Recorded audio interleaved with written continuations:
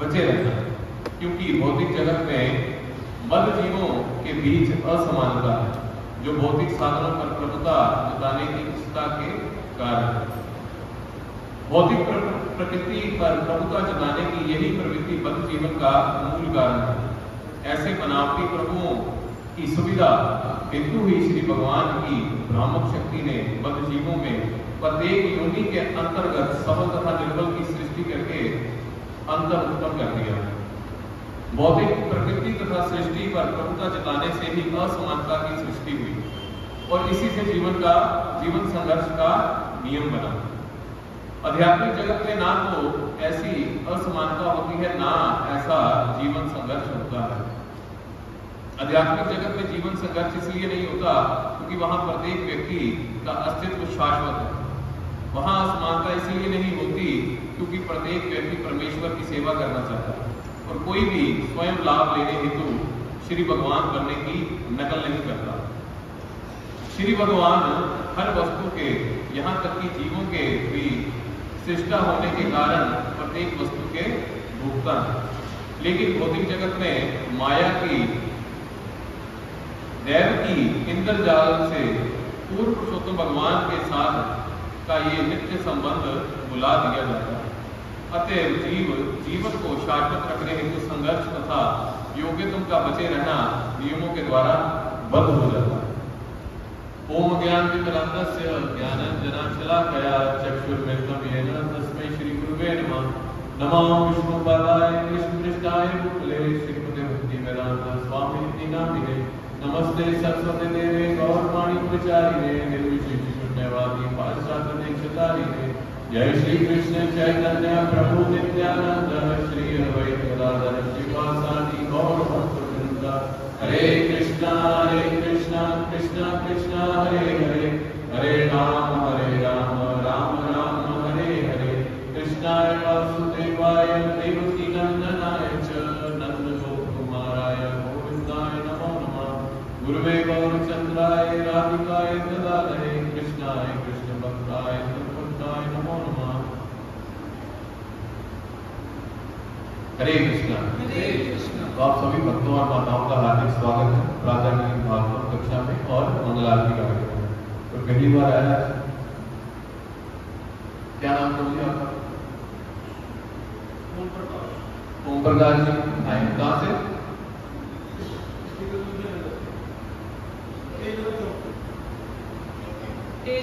तेजनगर चौक से आए, तो इनका भी हार्दिक स्वागत है। माता जी आप क्या नाम आपका?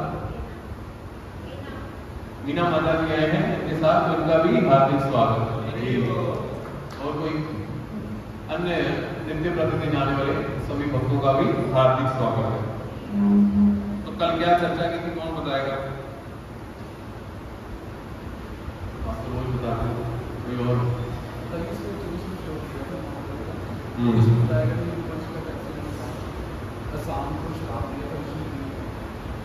क्या दिया था?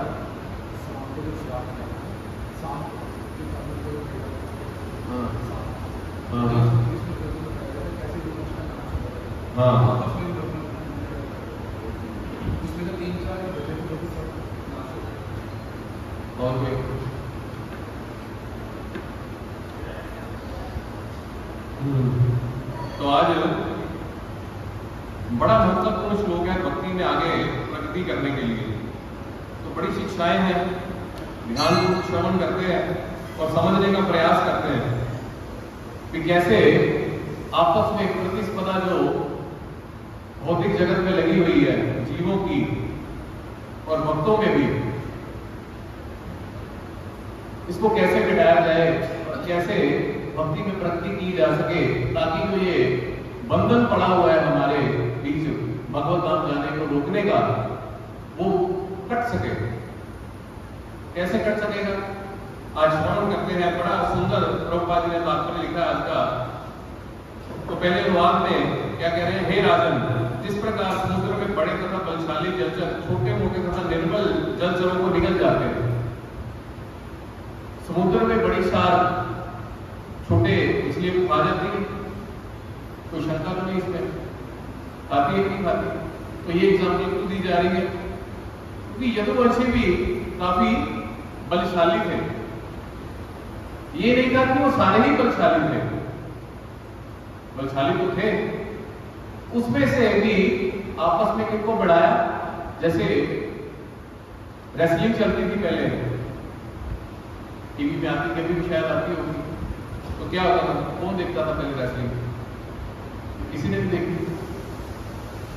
तो रेसलिंग तो क्या होता था, बढ़ाते थे पहले, और जो स्ट्रॉन्ग होता था वो छोटे को निकाल देता था, जो कम स्ट्रॉन्ग होता था, ताकि अंत में जो प्रतिस्पर्धा बचे वो आपस में जो बराबर के हैं उनसे बचे, और या तो मर जाए या बच जाए।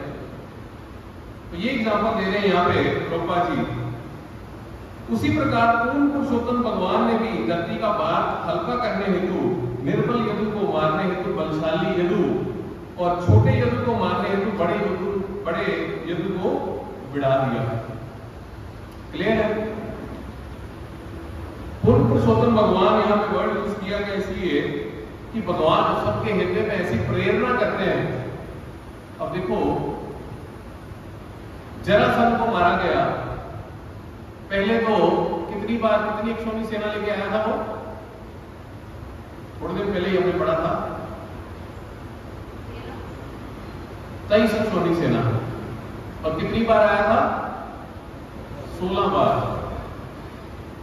अब सोचो, अब पहली बार बेइज्जती करवा के गया हो, इतना शक्तिशाली राजा 23 अक्षौणी सेना लेके आया,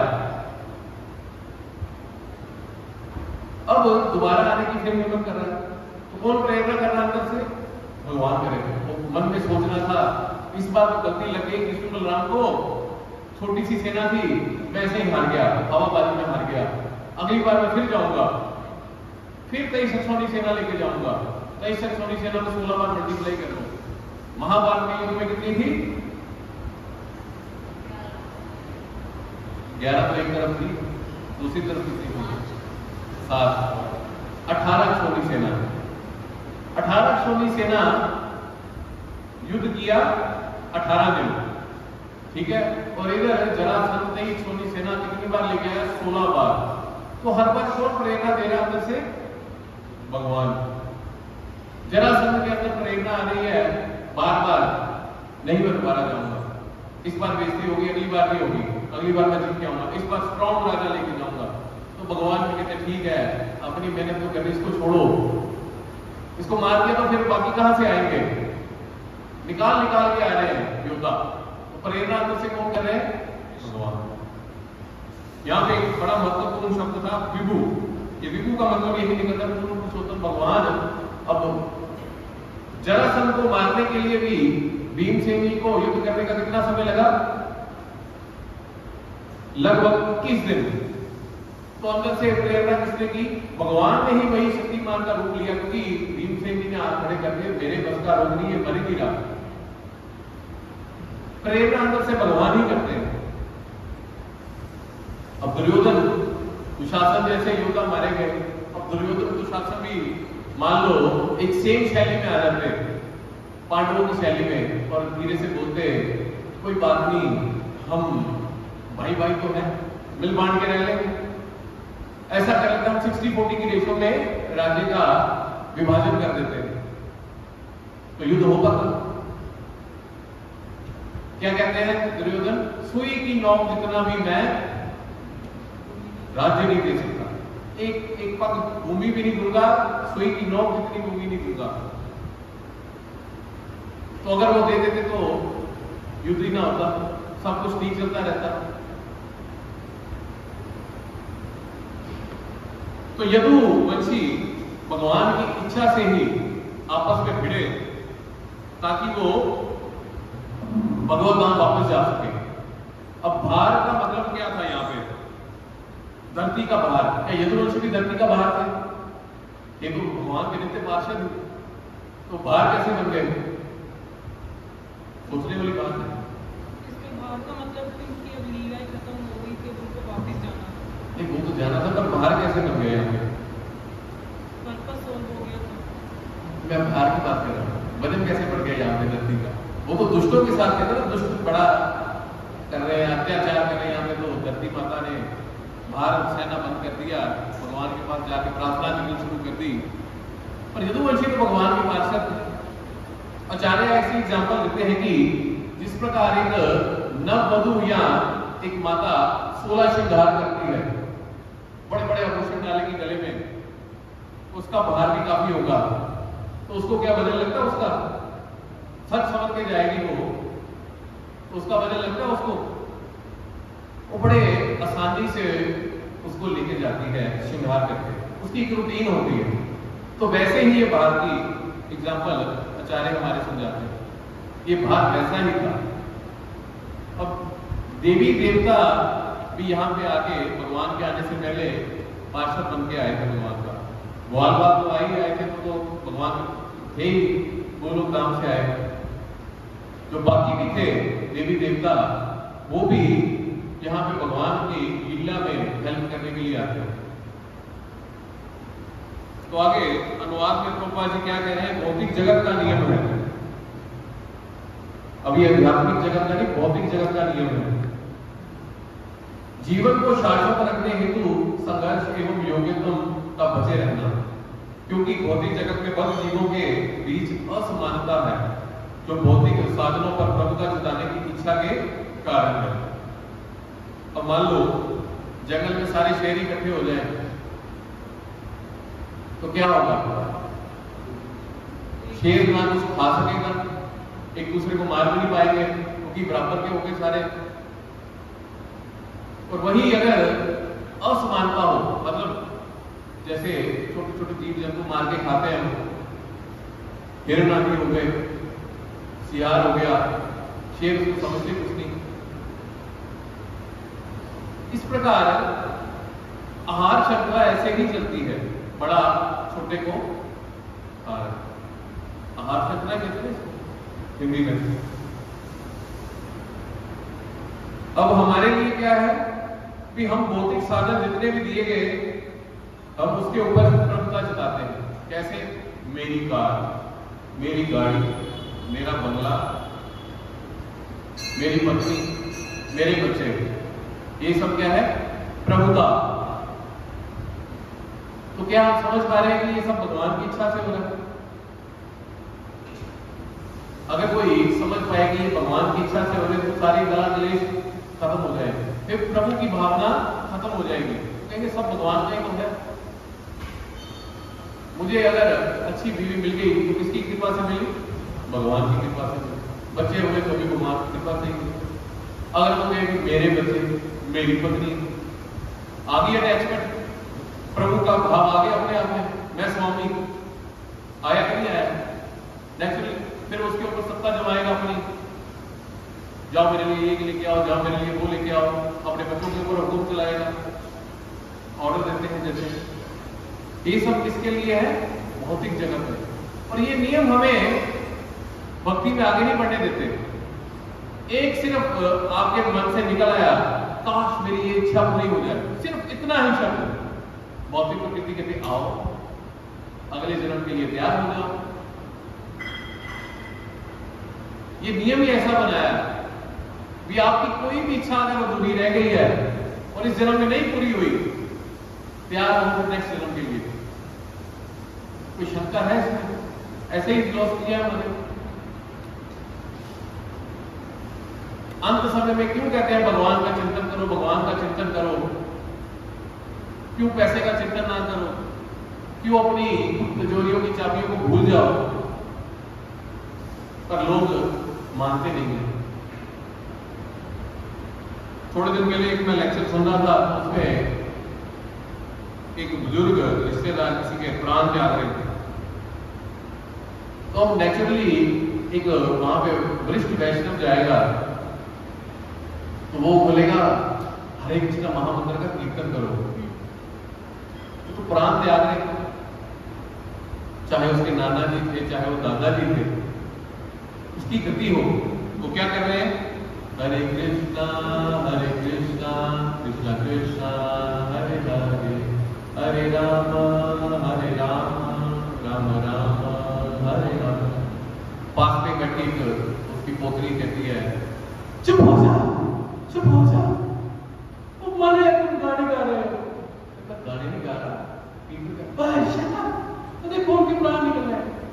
आवाज से इशारा करेगा, गाने दो, उसकी आवाज नहीं निकल रही जो मर रहा है, तो गाने दो।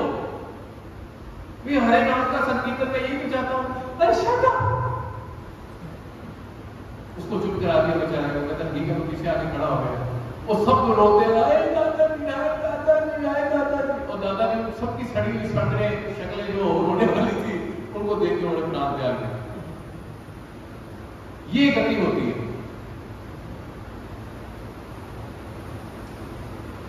ये एक्चुअल में घटना घटी है, कोई मजाक नहीं कर रहा था यहां पे बैठे।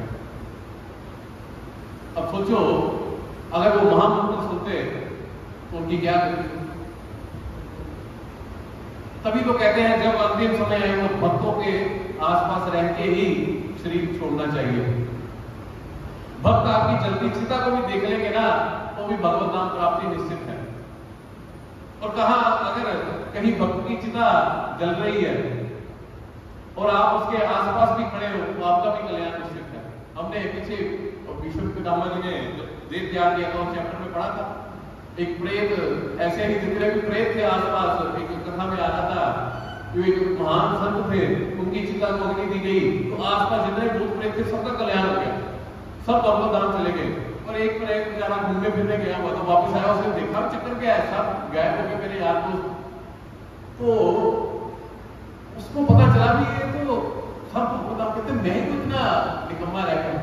कहते वो ऐसे ऐसे चिता जली थी उस महात्मा की, कहते अब क्या करूं, कहते तुम उनकी चिता के पास जाके बस बैठ जाओ। उनकी चिता के पास बैठने से ही वो भगवत नाम चला गया। ये है एक महान वैष्णव का अंतिम समय में प्रेजेंट होना जो कितना जरूरी है। देखो तो आपके भी जीवन में कभी ऐसा मौका मिले तो रोना नहीं चाहिए, कीर्तन करना चाहिए।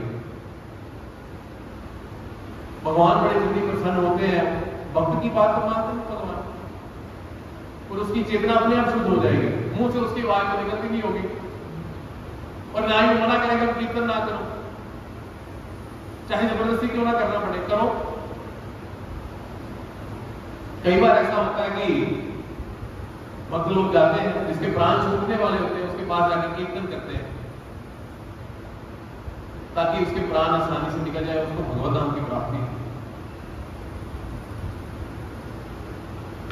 तो आगे क्या वर्णन कर रहे हैं, ऐसे बनावटी प्रभु की सुविधा हेतु ही श्री भगवान की प्रापक शक्ति ने बद्ध जीवों में प्रत्येक योनि के अंतर्गत सबल तथा निर्बल की सृष्टि करके अंतर उत्पन्न कर दिया। ये हमने पढ़ लिया पहले कि सबल और निर्बल, जो बलशाली है और एक निर्बल है। तो जो बलशाली है वो क्या कर रहा है, निर्बल को मार रहा है। भौतिक प्रकृति तथा सृष्टि पर प्रभुता जताने से ही असमानता की सृष्टि हुई और इससे जीवन संघर्ष का नियम बना। अब आगे आध्यात्मिक जगत में ना तो ऐसी असमानता होती है ना जीवन संघर्ष होता है। अब ये बात समझने वाली, भौतिक जगत में भक्त लोग क्या करेंगे, जो पद अभी नियोफाइट्स क्या कहेंगे, आज मंगला की मैं गाऊंगा, पीछे हट जाओ।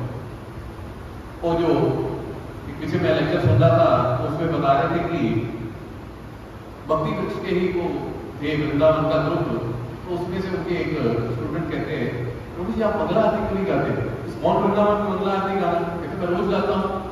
कहते नहीं माइक में, कहते माइक में गाना भी जरूरी है, तो भगवान के सामने नहीं गा रहा। अब सोचो आरती गानी है ना आपने, तो एक वैष्णव के पीछे गाना ये बुरी बात है। अब गुरु महाराज आरती गाते हो और आपकी इच्छा होगी कि मैं गाऊं जाके आरती वहां पे, आप बोलोगे मैं उनके पीछे दोहराऊंगा और नाचूंगा भी जोर शोर से, तो वो बढ़िया है कि माइक पे गाना ज्यादा बढ़िया है, वो ज्यादा बढ़िया है कि कल्याण निश्चित होगा कि नहीं होगा। पर हम क्या करते हैं, आज आरती मैं गाऊंगा, पीछे हट जाओ सारे। ये मैं भी कह रहा है, वृंदावन में ऐसा हुआ था। तो ऐसे अपने आप को प्रतिस्पर्धा में नहीं डालना। कि भक्तों के लिए शिक्षाएं दी गई इस श्लोक में, कोई भी प्रतिस्पर्धा लगी हो, एक सीनियर के लिए पहले आदेश देना चाहिए, एक सीनियर के आदेश को फॉलो करना चाहिए, कहीं हमसे कोई गलती ना हो जाए, कोई त्रुटि ना हो जाए। अब एक छोटी सी बात है, सुबह ये बड़े वाला पंखा चल रहा था, मैंने मार्केट से कभी पंखा बंद कर, हो सकता है इनको ना किसी बोला पंखा चलाने को, तो इससे क्या होगा, मैं निश्चित हो जाऊंगा प्रभु जी ने ऑर्डर दिया मेरे को बंद करने का। अगर मैं अपनी मनमर्जी से बंद कर देता, प्रभु जी कहते हैं कि यहाँ भी उसने बोला था मेरे को पंखा चलाने को, वो यहाँ मेरे वहां पे खड़ा है। अगर कोई सीनियर ऑर्डर देता तो उसको मानना चाहिए। तभी तो कहते कोई भी सेवा करो तो सीनियर की आज्ञा में रह के करो, तो गलती हो भी जाएगी तो बचाने वाला तो चाहिए। गलतियां तो होती है, ऐसा तो नहीं कोई सेवा करेगा और गलती ना हो। गलती नहीं हो रही मतलब आप सेवा नहीं कर रहे, गलतियां कर करके बंदा आगे जाता है। तो ऐसे ही एक बार वृंदावन इस्कॉन में ही एक नियम रखा गया। पहले वहां पे प्रसाद के कूपन मिलते थे, नियम रखा गया कि जो भागवतम सुनेगा उसके लिए प्रसादम सुना फ्री। तो अब क्या हो गया, सब इकट्ठे होके आना शुरू हो गए वहां पे। तो एक भक्त कहता तो प्रभु जी आजकल भागवतम बहुत ज्यादा लोग सुन रहे हैं, कहते हैं इसमें बुरी बात क्या है? कहते नहीं फिर भी प्रसाद के लालच में ही आ रहे सारे। कहते सुन तो रहे हैं ना, चाहे प्रसाद के लालच में सुन रहे हैं, बैठ के सुन तो रहे हैं ना, तो एक ना एक सुनते सुनते कहां पहुंच जाएंगे, एक ना एक दिन सुन के कहां पहुंच जाएंगे। पीछे प्रभु जी ने वो चोर वाली एग्जाम्पल दी थी, चोर ने सुना क्या था तो कहां से कहां पहुंच गया। आप तो सारे वैष्णव हो, तो इसमें बुराई क्या है? अगर ऐसी अवस्था करके दी व्यवस्था हो भी गई कि भागवतम प्रसाद का कूपन फ्री मिलता है, सुनो, इससे बढ़िया और क्या हो सकता है? अगर सुबह आके कोई सेवा अगर नहीं करे, प्रसाद तो मिल ही रहा है हमें, भागवतम तो सुनने को मिल ही रही है, तो क्यों ना सुनी जाए? और उसके बाद भी ना परिवर्तन आए तो बुरी बात है। हम लोगों ने ये शिक्षा लेनी है कि श्रवण की विधि से ही भगवत धाम जाने का रास्ता ढूंढना है। जो शिक्षाएं भागवत में दी है वो कहीं नहीं दी है, कहीं मीठी है कहीं कड़वी है। अर्जुन जी जैसे युद्ध करने के लिए नहीं बोले भगवान, यहाँ पे गीता में जैसे बोला था भगवान, सिर्फ भक्ति के और भक्तों के चरित्र ही हम लोग पढ़ रहे हैं यहाँ पे करके। आध्यात्मिक जगत में जीवन संघर्ष इसलिए नहीं होता क्योंकि वहां प्रत्येक व्यक्ति का अस्तित्व शाश्वत है। वहां असमानता इसलिए नहीं होती क्योंकि प्रत्येक व्यक्ति परमेश्वर की सेवा करना चाहता है, और यहाँ पे हम लोग सेवा अपनी करना चाहते हैं, अपनी इंद्रियों की सेवा करना चाहते हैं। अब देखा जाए तो हमारा शरीर भी हमारे कंट्रोल में नहीं है। क्या है हमारा शरीर अपने कंट्रोल में? कोई बीमारी आती है तो एकदम से गायब हो जाती है। अगर हमारे कंट्रोल में होता तो कोई बीमारी होती ना हो। हम तो अपने दिमाग को भी नहीं कंट्रोल कर पा रहे, जो इधर उधर इतना हमें समझा के घुमा फिरा रहा है। दिमाग कहते ना, इसका दिमाग बड़ा चलता है, कई कहते फालतू चीजों में चलता है, कोई कहता अच्छी चीजों में चलता है। ट्यूनिंग हम दे ही नहीं पा रहे। पर आध्यात्मिक जगत में प्रतिस्पर्धा नहीं है, उसमें सिर्फ एक ही सेंटर ऑफ अट्रैक्शन और सेंटर ऑफ पॉइंट है भगवान श्री कृष्ण, जिनकी सेवा करनी है। अपनी सेवा करने का वहां पे कोई काम ही नहीं। तभी तो कहते हैं यहाँ पे सेवा करने की आदत डाल लो।